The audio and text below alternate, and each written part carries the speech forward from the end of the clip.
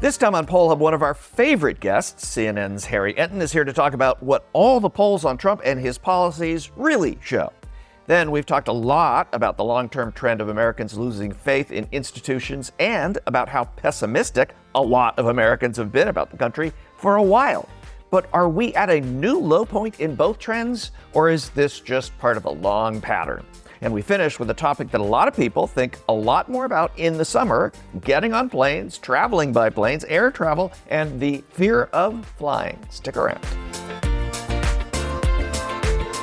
And hi, everybody. Welcome to Poll Hub. I'm JD Dapper. I'm Barbara Carvalho. I'm Mary Griffith. I'm Neil Viswanathan. I'm AJ Gambino. And I'm Lee Berengoff. So we're very happy to have with us again for a return engagement. Harry Enten is Chief Data Analyst at CNN. A lot of you see him on TV with the big board, big screen, and he's taking us through the numbers. I think, Harry, at Saturday Night Live, they give you a coat for 5 appearances or so. And I'm not, if you're the guest host, I'm not sure what number you're on, but we'll go back and see if we have to give you any Marist swag for your appearances. We're going to get to you in a second. Go ahead, Harry. You were going to... No. I was just going to say a hat would be perfectly delightful. I will see to that. Joining us right now will be JD Dapper, who's going to take us through some of the pile of poll numbers. Seem to all be saying very similar things, and it's not good news right now for Donald Trump. Yeah, this is the 100-day. Everybody does the first 100 days poll. We have ours coming next week, and a little spoiler alert, the numbers aren't going to be a whole lot different once you're going to hear here from what we're seeing in our preliminary data. But CBS News and YouGov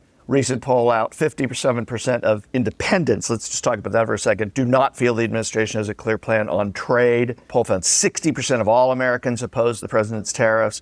When it comes to the economy, new polling from Fox, new polling from Ipsos and Reuters, same thing, upside down on the economy. Democrats very sour on Americans in general. Mid-50s disapprove, mid to high 30s approve, and independents are kind of the key thing here because you expect Democrats and Republicans to be where they're at. Independents are just upside down on Donald Trump on every single issue. The one exception in the new Fox News poll is handling the border. Now, they asked about immigration. He's upside down on handling immigration, but on the border, he just ekes out a positive there. So when you look at the first 100 days of other presidents going as far back as polling goes, pretty much back into Ike's days, it has never been this bad for a president in his first 100 days, including Trump's first 100 days in 2016, which was at that time the worst. So, Harry, what does this mean in the global picture? At 100 days, does it really matter, or is this a really bad spot for a president to be in?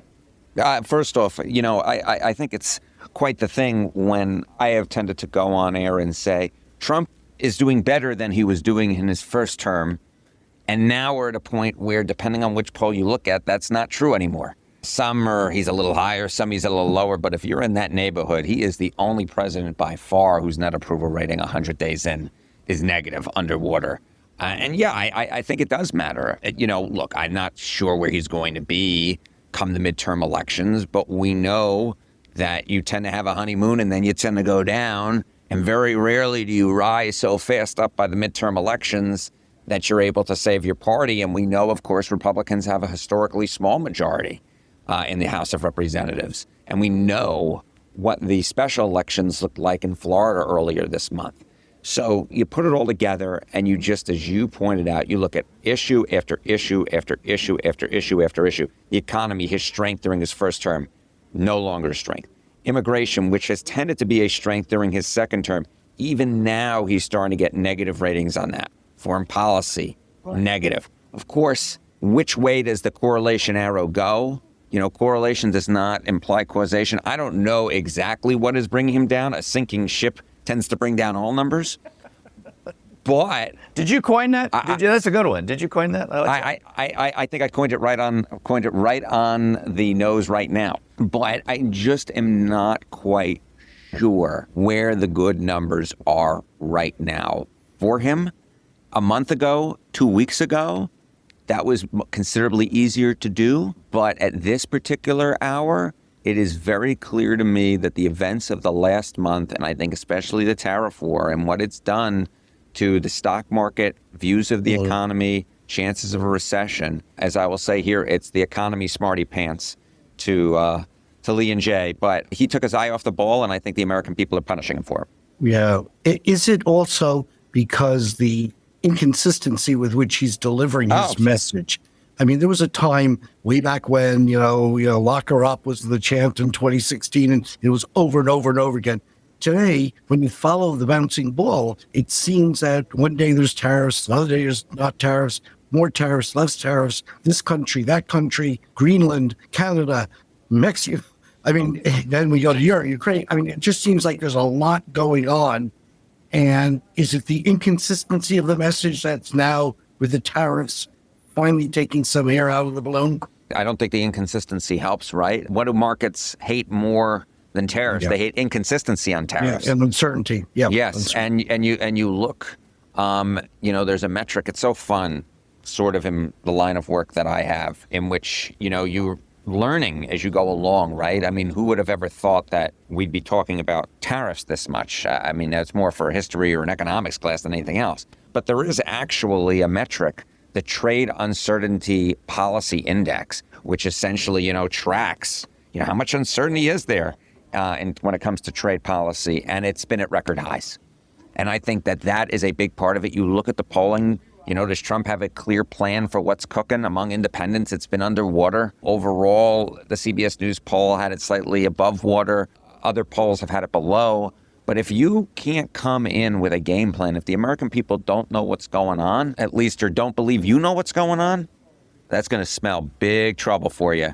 And it's spelling big trouble for Donald John Trump right about now. Let me ask you a question about independence, because in this current world that we live in of the last 8 years, you could argue, going back even into the Clinton years, that this hyper-partisanship, where you're not going to get less than about 40 or 35% of the people saying they love Donald Trump, and you're never going to get more than 35 or 40% saying they love, a Joe Biden or something. It's the independents that move these needles, and it seems to be more important than ever. How important is it, or how telling is it, that independents have, by 2-to-1 majorities, in most cases, just abandoned Trump on these issues?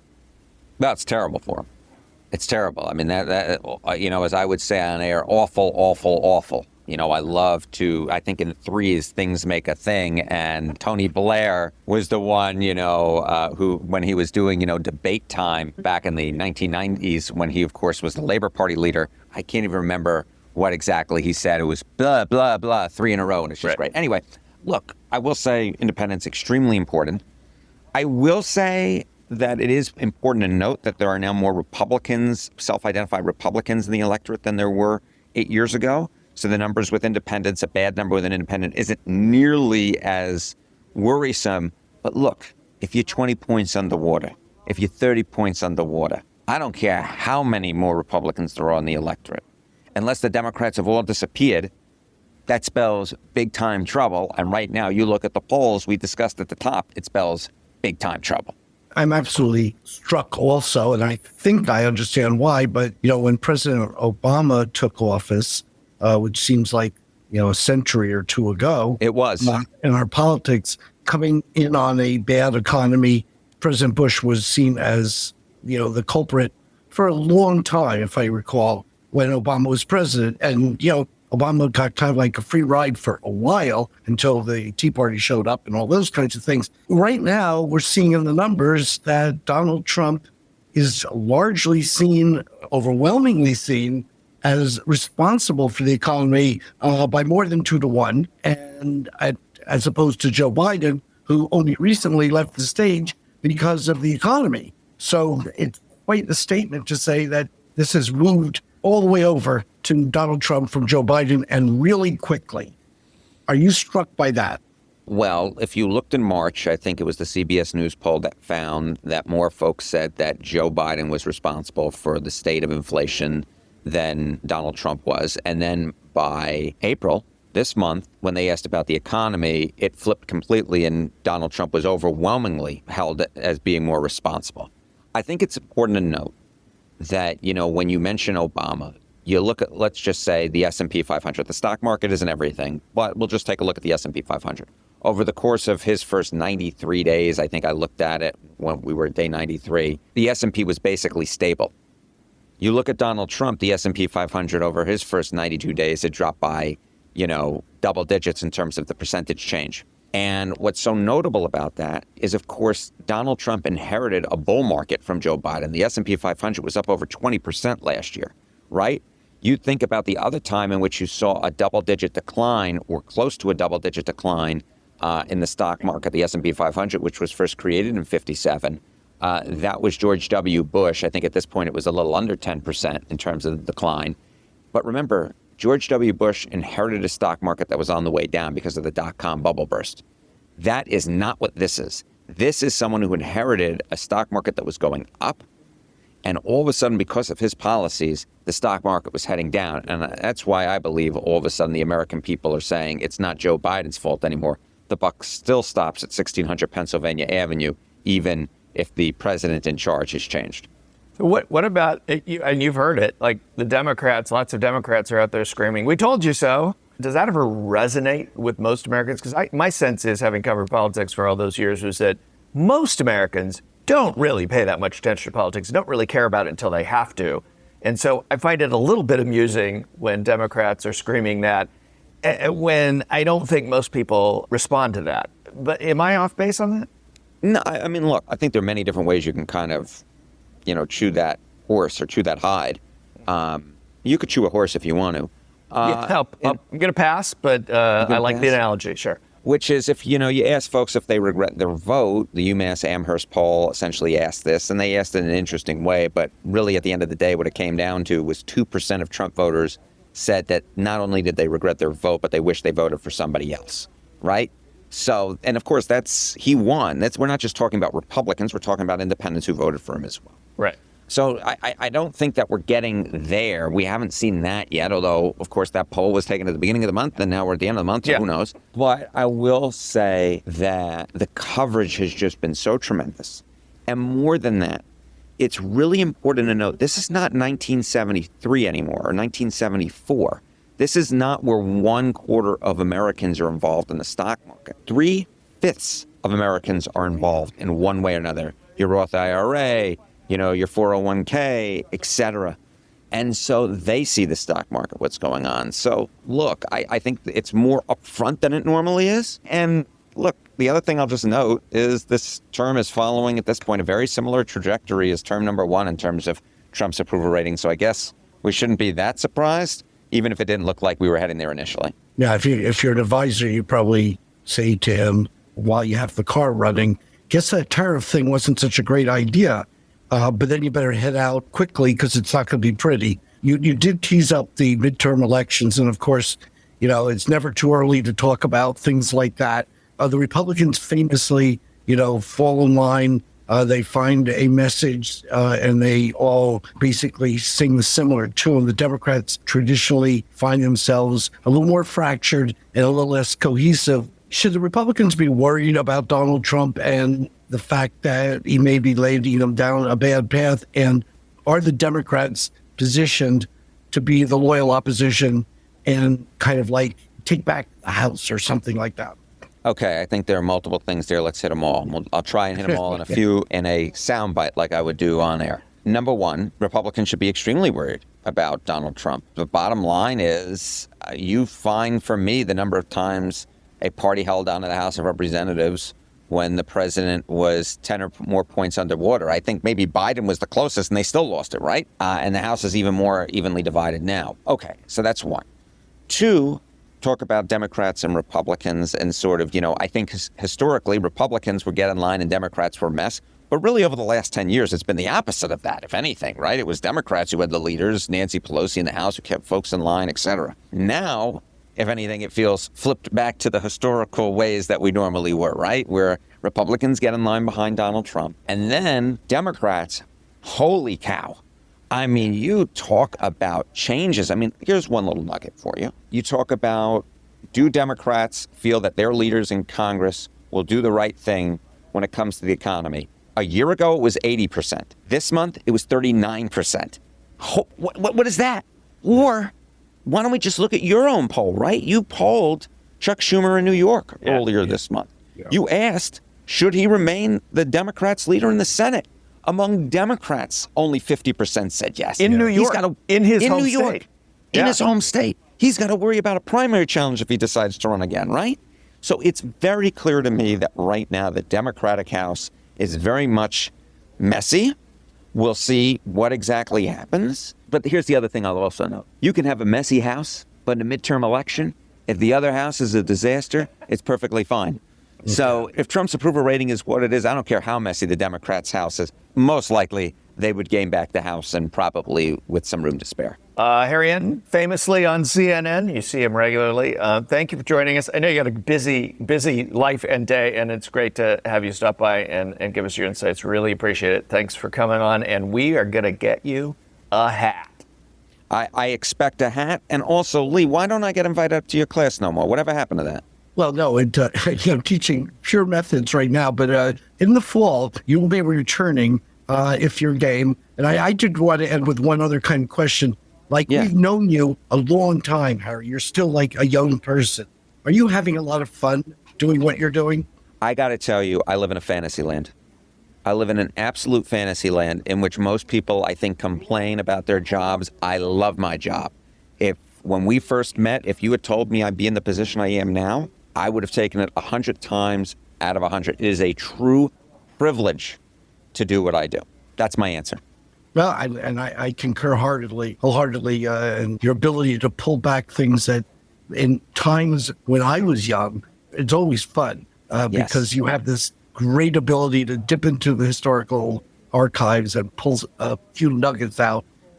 So that was just my little ending, Jay. Oh, that's fine. And I know that anybody who can talk about RFK with you, they're good. This is your lifetime approval on the show. RFK Senior. Yeah. Sorry. Yeah, I forgot there was boy, my bad. All right.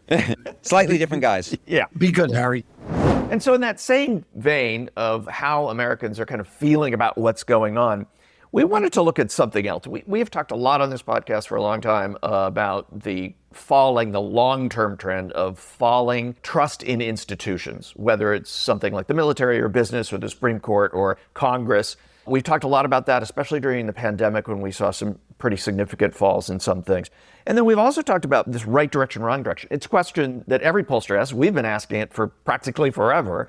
And whether the right direction, wrong direction question has become something maybe not just recently, but over the last decade or so, maybe not the best barometer of how Americans are feeling, partly because there's such a partisan divide on that. So a couple of things to unpack here. Let's do a couple of numbers and then we'll get into it. Last month, Ipsos Reuters found that over half of Americans believe the state of national politics is headed in the wrong direction. Only 31% that national politics are on the right track. Not a terribly unusual number over the last decade. According to Pew, in September 2023, only 4% of adults in America said the political system was working extremely or very well.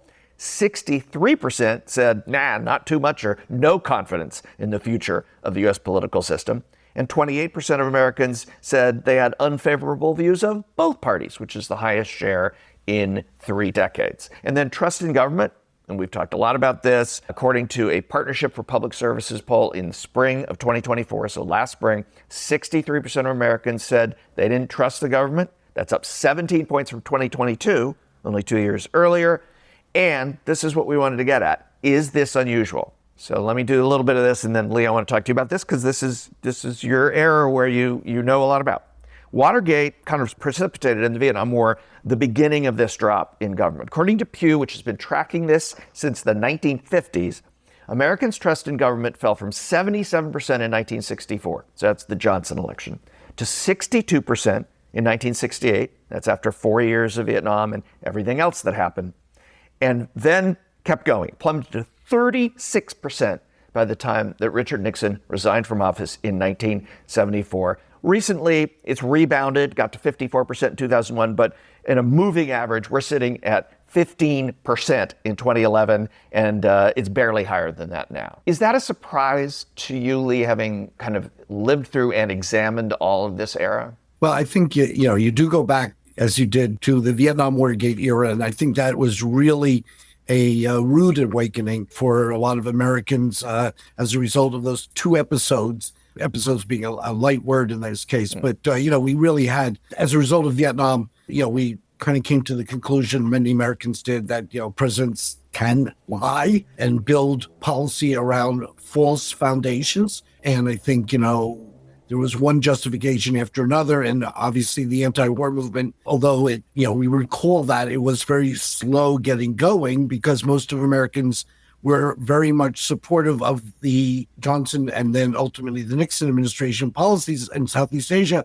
And so as things kind of unwrapped, the generation gap emerged, the credibility gap, emerged. There was a lot of things accompanying the Vietnam War. And then we run into the Watergate problems and Richard Nixon. And, we found out that although he said famously, "I'm not a crook," it turned out that there was major evidence to the contrary. And a lot of the people ended up around him going to jail. And he ultimately had to resign. So you had, Lyndon Johnson, who was elected in 1964 with a huge majority, decides for many reasons, one of which is he's no longer popular, to run 4 years later. And then Richard Nixon's elected as kind of like the anti-crime peace candidate, and the war continues and crime is found to be occurring in his administration. And then he has to step aside after 1972. So that is a real rocky foundation for people's trust in all these institutions that you allude to, and then we're off to the races. And as you say, there's some good moments and there's some bad moments,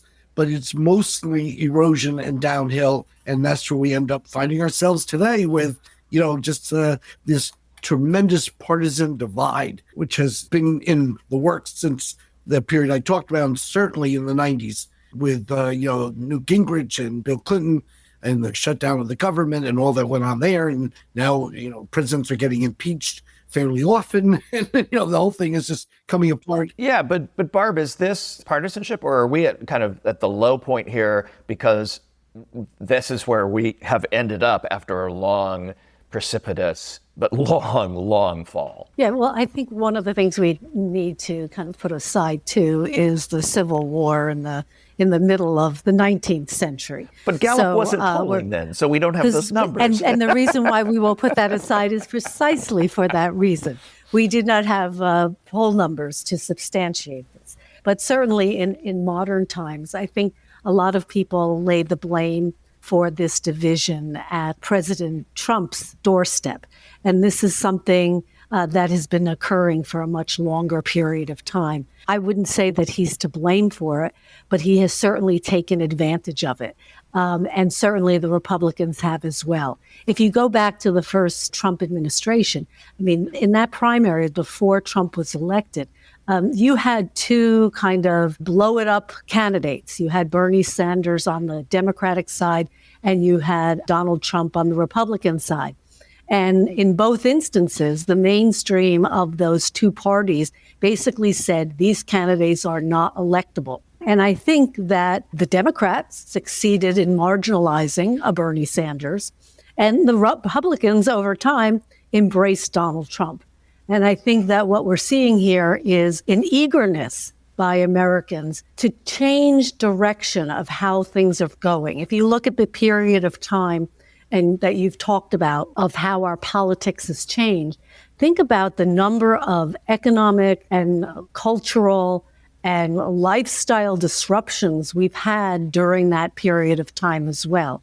And government hasn't really stepped up to buffer those changes. And so I think that there has been this erosion of whether government is actually doing anything. Certainly with the Trump administration, we are finding out exactly what government does do. So I think that is certainly enlightening for many Americans. But there has been this ache and this interest in finding our moorings again, I think, as a country economically and also in terms of our democracy. In the beginning of the 1970s, those who were studying politics bemoaned the fact that the parties no longer seemed to be the traditional moorings for political behavior that they had been. In fact, in 1968, it was the first time that people identifying as independents outpaced Republicans for the first time. Up until that point, we had what seemed to appear to be polarization. In other words, there were almost as many Democrats as Republicans in the country. But at that point, we had a major change where people were no longer identifying with one party or the other. And that makes sense. 1968 was a time where things fractured. They fractured over the Vietnam War, but things didn't get better during the 70s. Not only was there Watergate, but there was tremendous economic upheaval. We were beginning a globalization in a very significant way. So there are a lot of trends here. There's a lot of insight that we can take from these numbers as to why we're here. I think the bigger question is, where are we going to end up? How do we go someplace else? Yeah. This isn't just government either. And before we finish the segment, I want to reiterate that the military is pretty much the last of the big institutions that we ask this question about that is still above 50% in terms of trust and faith. And that includes non-government agencies or institutions as well. I do wonder how much of this is just society in general, the American society in general, just the sense that nothing for a large portion of people, nothing really works the way they want it to, kind of just sense of dissatisfaction. Is that too simple, Lee, or do you think No, I think, look, we've had to change elections since the turn of this century. Yeah. Almost without exception every 2 years, either the House, the Senate, or the White House changes parties. So what does that mean? That means there's a huge frustration and people are just bouncing back and forth, sort of throwing the bums out, whoever the current bums are in, and then we move on to the other thing, and then we move back and forth. And, who knows what will happen in a year, in 2 years for the midterm elections. But we've had nothing but, with I think one exception, change elections. So the answer is, it almost sounds unfair to say, but, President Kennedy famously said, we're going to put a man on the moon by the end of this decade. And it happened. Hard pressed to come up with another promise that worked out as well as that one did in terms of performance of government and science and all the things that we think should be doing things positive. So, yeah, it's a problem. So, Jay, your thoughts? Can these democracies actually survive these kinds of disruptions? Well, that's, I think, what we're going to find out. The disruptions, and your point about the polling is really interesting because Andrew Jackson was the first kind of blow it up candidate, right? That's a really long time ago. So it's not that we haven't been here and democracies haven't been here, but I think the question we're asking here is whether this is where we're at right now. And of course, during the Trump administration, this is a very, there's a lot of things going on that are kind of unprecedented. Is this part of a trend? Is this the end of a trend? Or is this the beginning of something very different?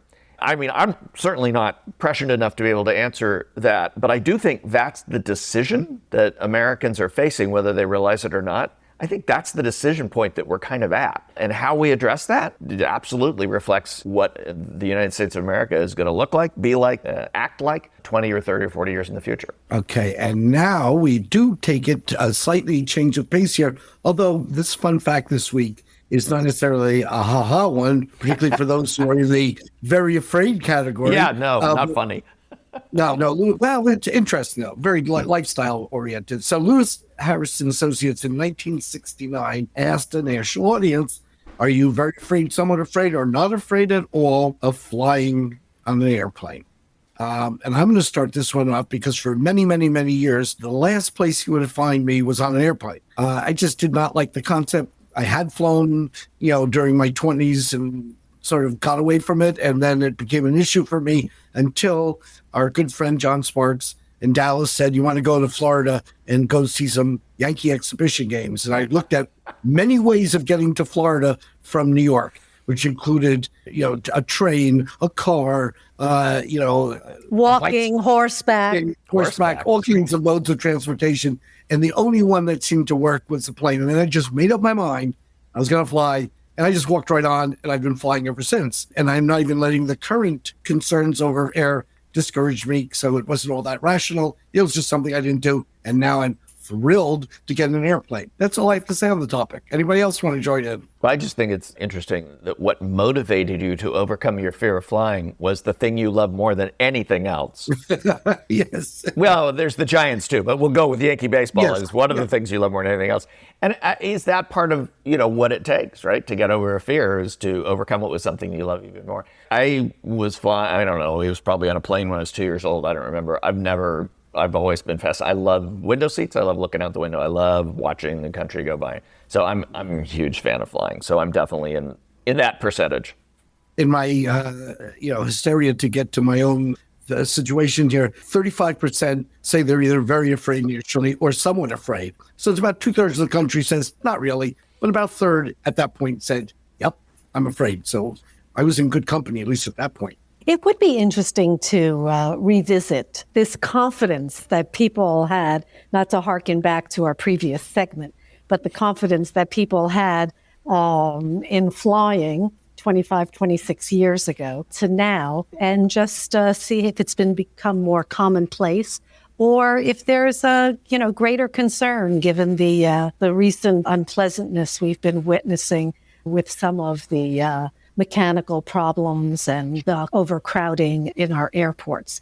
Certainly in New York, when we are lucky enough to fly out of there, I'm thinking particularly of LaGuardia. After how many decades of Forever. of construction, is now an airport that looks like one you might find in any other city or country, and that is a benefit. It's come out of the 1960s. I don't have any fear of flying. I do give pause to some of the older equipment that I believe we're using. We're probably using the same planes as when folks were asked in 1999 about whether they were concerned about flying. But other than that, it's the best way to get wherever you want to go. Yeah, Mary, where do you clock in on fear of flying? I love to fly. I always have. My first flight, actually, fun fact, was to Europe at 17 years old.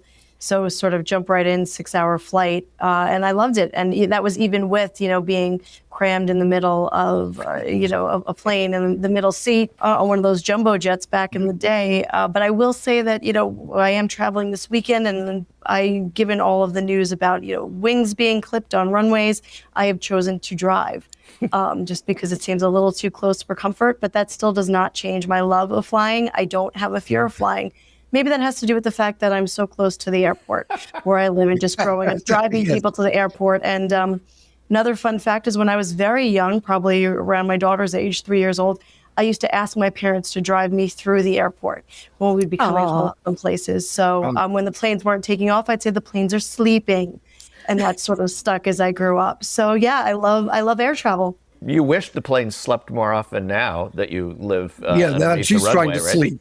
Yeah, it's not so bad, Yeah. Well, I don't know what this means, but when I took my first airplane flight to Europe, but I believe I was around 3, or at least that's what the rumor is, I threw up when we landed. When you Those landed, passengers loved that. All the passengers around absolutely. you. Oh, Yes. I'm sure my parents were really, really popular. my first flight was to Chicago with the friends of our family who were going out west, and the husband and the wife opted to take different planes because in those days they figured, well, if there's a crash, they don't both want to leave the children. And so that was kind of like where people were. We're talking 1960s. Youth, current students, is this like a discussion that you don't relate to at all? Is flying a plane for you guys kind of like Flying walking in a across plane. the street? I would say I'm not really scared at all of flying. I think part of that might be being born after 9/11. I feel like that definitely might have a part of it because we've seen plane crashes like the Malaysia Airlines flight, things like that, but we haven't hasn't really, I feel like, hit home as much as it kind of has for other generations, seeing it in your region, people stuff like that. So I feel like that definitely plays a part in me not necessarily being as scared of planes, especially with being born into a world where there's all these security measures being taken at airports. Hijacking planes were a thing, and they're not. So, that makes a difference in people's attitudes. And what say you? Yeah, I would agree. I'm not afraid of flying, but I wouldn't say I enjoy it. I don't think I would be in a plane if I didn't have somewhere to be. But Is that not because a fear of flying. Is that because the actual flying or the experience of the airport and TSA and waiting and getting all that stuff? I would say both, because I don't like remembering that I'm thousands of feet up in the air. Okay. And And if people could fly, they'd have wings. Yeah, I get that. yeah, Well, it's funny. a little bit unnatural. Yeah, it's funny that the two of you don't have a particularly big fear. This is the safest time. You've just lived through the safest period in aviation history, in American aviation history. So when Barb or Lee or I talk about, our earliest flights, planes They weren't dropping out of the sky, but it was a lot less safe to fly statistically then in the 60s and into the 70s than it has been in the last 20 years. So you guys have lived in the safest era of modern aviation, and that might have something to do with even AJ, even with you being like, I don't really love it, but you still get on a plane. And then we'll leave it right there as we go off to our nation's capital, and some of us are flying and some of us are driving. So hopefully everybody will be safe in their efforts. Anyway, let's catch you all next week. That'll do it for Poll Hub this week. Poll Hub is produced by the Marist Poll at Marist University in Poughkeepsie, New York. Mary Griffith is our executive producer. Casey Schaff is our production supervisor. The Poll Hub team includes Neil Viswanathan, Hunter Petro, and AJ Gambino. If you enjoy Poll Hub, please consider leaving a review. Positive reviews help other listeners like you find us. If you'd like to learn more about polling and survey science, check out the Marist Poll Academy, our free online learning portal. If you have questions for us, tweet them at us at Marist Poll. Remember, you can always tell your smart speaker to play Poll Hub. And with any luck, it'll cooperate. Finally, wherever you listen to Poll Hub, there is a subscribe button. Click it, and the latest episode will be ready for you in your podcasting app as soon as it's released. We'll see you next time.